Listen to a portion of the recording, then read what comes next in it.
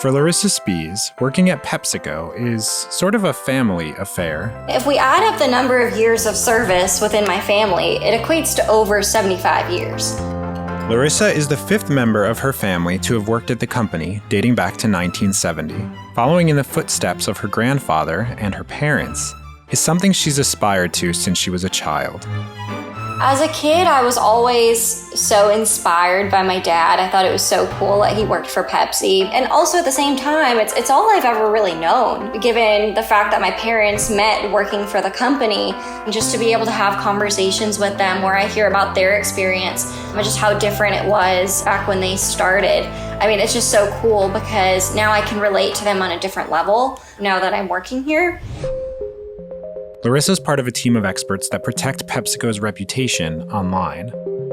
The internet is a vast place, and it's their job to help prevent the identities of the company and its brands from being compromised by fake accounts, spam email, and fraud.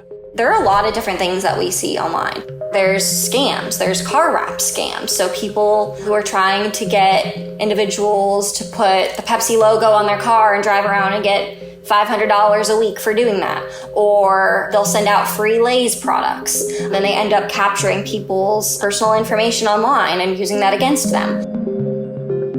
During COVID, unfortunately, a lot of people were looking for work. So people capitalized and posted fraudulent job postings on a variety of different social media platforms. And I identified this trend, and then I had to figure out how to mitigate the risk associated with it, because people would show up at our headquarters thinking that they had a job interview and they had paid a certain amount of money for this job interview just to realize that it was a fake job interview. Preventing impersonators from deceptively trying to represent the company extends not just to its business and its brands, but to its people. So it's vital for Larissa and the team to have these fraudulent accounts removed.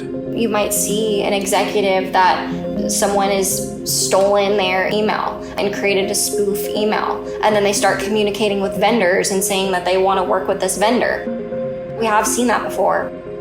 For Larissa, it's the impact that her work can have on the company and the people it affects that matters. But it also provides a deeper connection to her family and a member of it that she never had the chance to meet. I feel like I'm part of something bigger than myself. I feel like I am carrying on my family's legacy, which I'm very grateful for. Right next to me, I have a paperweight. This has meaning to it just because it did belong to my grandfather. But then I think maybe the most meaningful thing for me, my grandfather died when he was in Ukraine, unfortunately. He was actually over there teaching finance, and he passed away when he was at dinner, unfortunately. But I actually have some old PepsiCo pens that he had in his briefcase when he died. Even though I never met him, I feel connected through this company.